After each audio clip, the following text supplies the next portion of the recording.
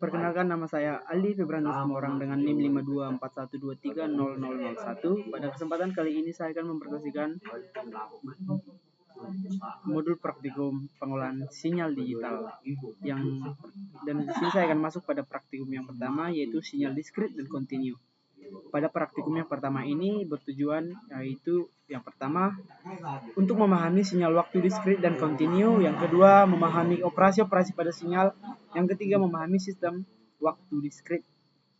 Dan di sini kita bisa lihat ada dasar teorinya. Sinyal waktu kontinu atau continuous time adalah sinyal dengan variabel independen bernilai nyata atau real.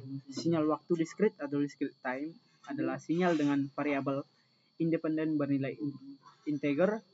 Dan di sini perhatikan dua sinyal berikut ini, yaitu adalah xt sama dengan sinus T6, n sama dengan 0,8 n, n lebih besar atau sama dengan 0 dan 0, yang lain. Dan sinyal xt adalah sinyal waktu kontinu, dan sinyal xn adalah sinyal waktu diskrit. Operasi terhadap sinyal yang pertama adalah shift. Suatu sinyal dapat digeser waktunya dengan mengganti variabel n dengan nk, dengan k adalah bilangan bulat yang menyatakan unit waktu pergeseran. Jika k bernilai positif, maka pergeseran akan menghasilkan sinyal yang tertunda atau delay.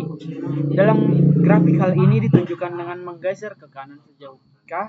Jika k bernilai negatif, maka sinyal akan lebih cepat sebesar k digeser ke kiri sebesar k. Dan di sini kita masuk pada B atau folding refraction. Operasi ini akan mencerminkan xn menjadi x buka kurung minus n. Dan yang C ada addition. Jumlah dua buah sinyal pada saat bersamaan adalah sama dengan jumlah dari besar kedua sinyal pada saat tersebut, yaitu yn sama dengan x1n ditambah x2 buka kurung n. D, dan di sini kita masuk pada produk. Operasi ini didefinisikan melalui persamaan berikut. Yn sama dengan x1n dikali x2n. Dan untuk yang bagian E ada scaling, yaitu menghasilkan besar suatu sinyal dengan suatu konstanta A, yaitu yn sama dengan ax dikali n. Dan pada kegiatan praktikumnya akan saya jelaskan pada laporannya. Di sini adalah sistem pembayaran pinjaman bank dapat dimodalisasikan sebagai sistem waktu diskrit dengan persamaan beda sebagai berikut, yaitu yn minus 1 ditambah a 12y dikali n minus 1 sama dengan minus x dikali n, di mana a adalah bunga per tahun dan xn adalah jumlah angsuran per bulan dan yn adalah sisa pinjaman setelah bulan ke n. Untuk menentukan keluaran yn dapat dilakukan dengan perhitungan secara rekursif sebagai berikut, yang dimana yn sama dengan 1 ditambah a 12yn minus 1 minus x n.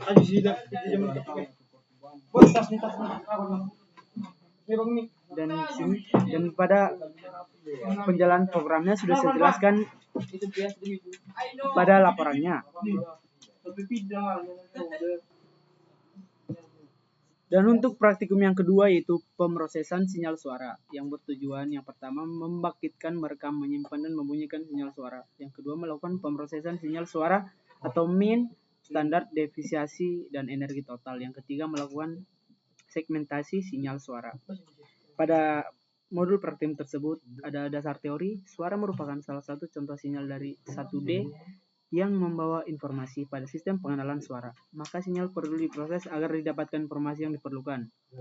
Sebelum melalui tahap pemrosesan sinyal suara, ada beberapa tahap yang dilakukan, yaitu merekam suara, menyimpan suara, dan membunyikan suara hasil rekaman. Pemrosesan sederhana suatu sinyal suara dapat ditunjukkan sebagaimana pada gambar berikut. Dan pada modul tersebut sudah dijelaskan sinyal suara yaitu dilambangkan dengan XN, dan pemrosesan sinyal yaitu rata dan standar defisiensi energi total. Dan kegiatan praktikumnya sudah saya jelaskan di dalam laporannya. Untuk mempersingkat waktu dan masuk pada praktikum ketiga yaitu pencuplikan dan penganalisasian sinyal kontinu, yang bertujuan memahami pencuplikan atau sampling sinyal waktu kontinu, memahami penganalisasian atau analising sinyal. Pada dasar teorinya, pencuplikan adalah konversi suatu sinyal waktu kontinu menjadi suatu sinyal waktu diskrit yang diperoleh dengan mengambil cuplikan sinyal waktu kontinu pada saat waktu diskrit. Jika T adalah sinyal analog dan merupakan masukan terhadap pencuplikan, maka keluarannya adalah sinyal diskrit atau NT. XN dengan T adalah selang pencuplikan. Pencuplikan periodik menetapkan suatu hubungan antara variabel waktu T dari sinyal waktu kontinu dan N sinyal waktu diskrit. Variabel-variabel ini berhubungan secara linear melalui periode pencuplikan T atau ekvivalennya melalui frekuensi pencuplikan Fs sama dengan 1/T, maka T sama dengan Nt sama dengan N/F. Jika sinyal sinusoida waktu kontinu, maka Xt sama dengan sin W0 dicuplikan dengan frekuensi pencuplikan Ws sama dengan 2πfs, maka akan menghasilkan sinyal waktu diskrit atau Xn sama dengan Xnts, yaitu Xn sama dengan sinus dikali delta 0 Nts. Dan pada kegiatan praktikumnya sudah saya jelaskan pada laporannya.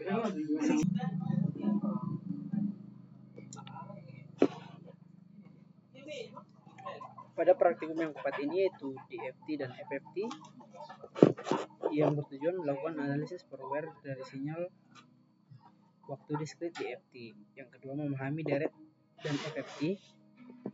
Dan dasar teorinya yaitu DFT merupakan turunan dari DFT yang hanya N nilai saja yang disebut sampel frekuensi, yang dimana penjelasannya ialah XK sama dengan hasil dari DFT atau domain frekuensi yang menyatakan komponen frekuensi ke K.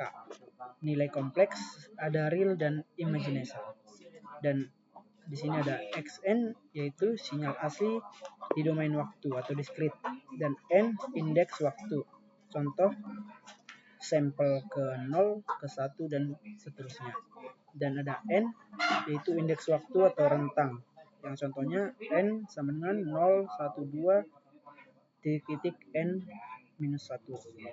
Dan ada K yaitu indeks frekuensi, menunjukkan frekuensi ke beberapa yang dihitung.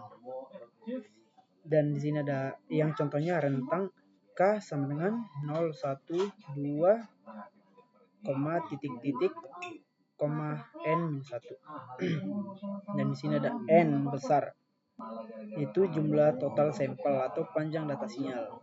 Dan ada di sini sigma atau simbol penjumlahan, artinya semua nilai dari N sama dengan 0 sampai N minus 1 dijumlahkan. Dan di sini ada lambang E kecil yaitu eksponensial kompleks, basis bilangan Euler atau bentuk. Dan di sini ada J yaitu bilangan imaginer. Di teknik elektro pakai J bukan I. Dan di sini tambahan penting yaitu XK, yang artinya XK sama dengan magnitudo atau besar sinyal. Dan pada fast transform atau transformasi firmware cepat adalah suatu urutan langkah atau algoritma untuk membandingkan DFT dan kembalikan inversnya. Metode FFT dapat dilakukan dalam domain waktu dan frekuensi yang disebut sebagai desimasi dalam waktu dan desimasi dalam frekuensi.